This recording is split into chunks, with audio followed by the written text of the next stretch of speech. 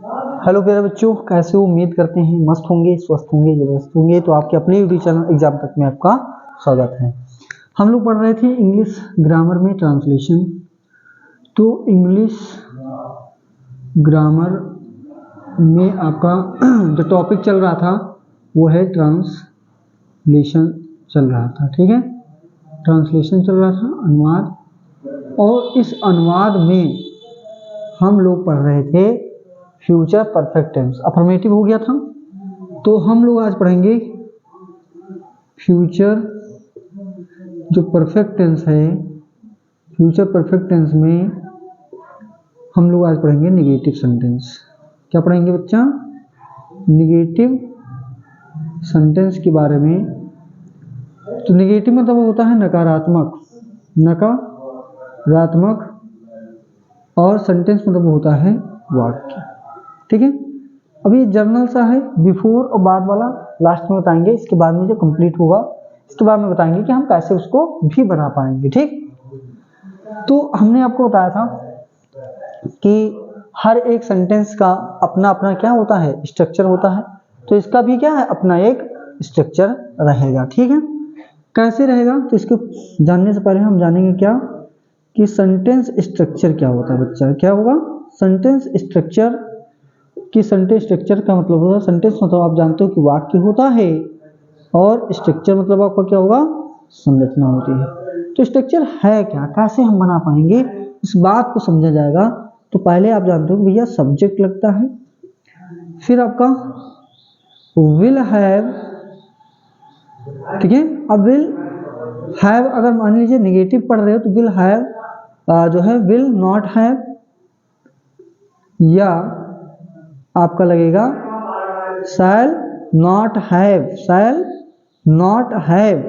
ठीक है, नॉट की जगह पे हम क्या लगा सकते हैं? अगर आया है कभी नहीं तो हम उसको लगाएंगे, प्लस आप क्या करोगे, वर्ब की थर्ड फॉर्म इसमें लगाओगे। ठीक है, वर्ब की थर्ड फॉर्म लगाओगे, प्लस आपका क्या होगा, ऑब्जेक्ट हो जाएगा, और प्लस आपका अदर वर्ड हो जाएगा, अदर वर्ड, फुल स्टॉप लगा देंगे। अब सब्जेक्ट जो होता है इसके अकॉर्डिंग ही आपका या तो शैल लगेगा या तो विल लगेगा। लेकिन शैल कब लगता है? आई और वी के साथ में, मतलब जो फर्स्ट पर्सन प्रोनाउन होता है, फर्स्ट पर्सन जो प्रोनाउन होता है, हम उसके साथ में शैल का प्रयोग करते हैं। किसका? शैल का प्रयोग करते हैं। ठीक है, तो अगर आपका first person pronoun I we है तब ही हम शैल का प्रयोग करेंगे। ठीक बात? ठीक सर। तो सब्जेक्ट जो होता है इसको हम क्या कहते हैं? कर्ता कहते हैं। इसके बाद में ये आपके हेल्पिंग वर्ब कह सकते हो। सब ये सब क्या है? आपके हेल्पिंग वर्ब हैं, हेल्पिंग वर्ब कह सकते हैं इसको हम। ये आपका मेन वर्ब होता है, तो मेन वर्ब की थर्ड फॉर्म आप इसको लगाएंगे, मेन वर्ब कह सकते हैं। यही हमारा क्या होता है? एक्शन वर्ड होता है, एक्शन वर्ड। ठीक है, इसी को हम डूइंग वर्ड कहते हैं, तो आपका ये डूइंग वर्ड होता है। ठीक है, और हिंदी में अगर बात करें तो क्या कहेंगे सर? क्रिया कहते हैं, जो कार्य हो उसके बारे में। फिर आपका क्या होगा? कर्म होता है। और अदर वर्ड का मतलब होता है अन्य शब्द, जैसे समय वगैरह को हम बाद में लगा सकते हैं। तो एक स्ट्रक्चर है बनाने का, किसी भी सेंटेंस को बनाने के एक अपने क्या होते हैं बच्चा? स्ट्रक्चर होते हैं। तो उसके अकॉर्डिंग ही हम क्या कर सकते हैं? बना सकते हैं, इसमें कोई रोक राय नहीं है। ठीक है, एग्जाम्पल देखेंगे इसका, एक एग्जाम्पल के माध्यम से समझेंगे। जैसे रमेश अपने घर नहीं गया होगा। अब यहाँ पे देखिएगा कौन नहीं गया? रमेश। रमेश आपका थर्ड पर्सन है, तो यहाँ पे कर्ता कौन है? रमेश। और रमेश के साथ क्या लगेगा भाई? फर्स्ट पर्सन तो है नहीं, तो आपके साथ विल लगेगा। Will not have, will not have. जाने के लिए हम क्या लगाएंगे? गॉन। कहाँ गया होगा? अपने घर, तो गॉन टू हिज हाउस या होम, जो भी लिख दीजिए, आपका हो जाएगा। ठीक है, तो इस प्रकार से आपका वाक्य बनेगा। बात क्लियर है? आएंगे देखेंगे इसके कि अन्य एग्जाम्पल कैसे हैं, आएंगे बच्चों देखेंगे। ये कुछ सेंटेंस है जिसको प्रैक्टिस करवाएंगे, आपको बनवाएंगे।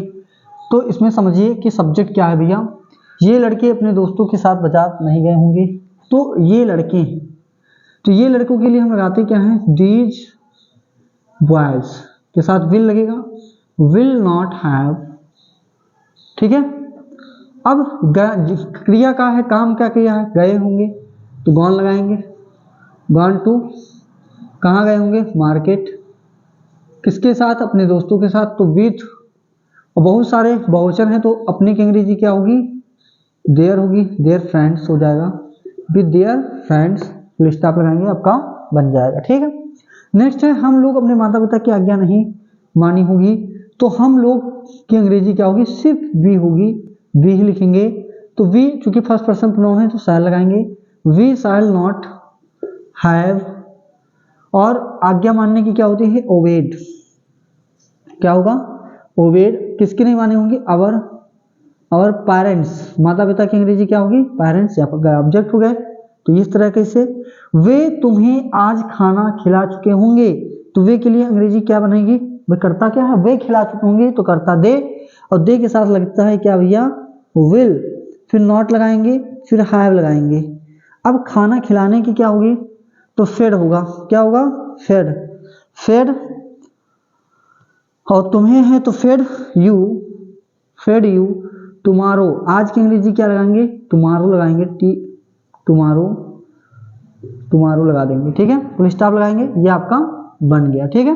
तो इसी प्रकार से वाक्यों को बना सकते हैं, समझ सकते हैं। तो ये आपका क्या था, जो है फ्यूचर परफेक्ट टेंस का निगेटिव, और ये निगेटिव जो सेंटेंस मैंने आपको पढ़ाया, तो ये जनरल सेंटेंस है, मतलब सामान्य से वाक्य हैं। अभी कॉम्प्लेक्स वाला भी बताऊंगा, कॉम्प्लेक्स वाला जब इसका इंट्रोगेटिव यस या no type, WS type, WH word वाले सब बता लेंगे, इसके बाद में पहले और बाद वाले भी इसमें आते हैं, कॉम्प्लेक्स सेंटेंस में आते हैं, तो उसको भी बताएंगे, ठीक है।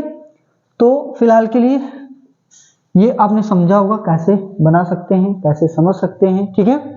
अच्छे अच्छे वाक्य आपको बताए गए, कोई भी डाउट है तो आप कमेंट करके पूछिएगा। जय हिंद।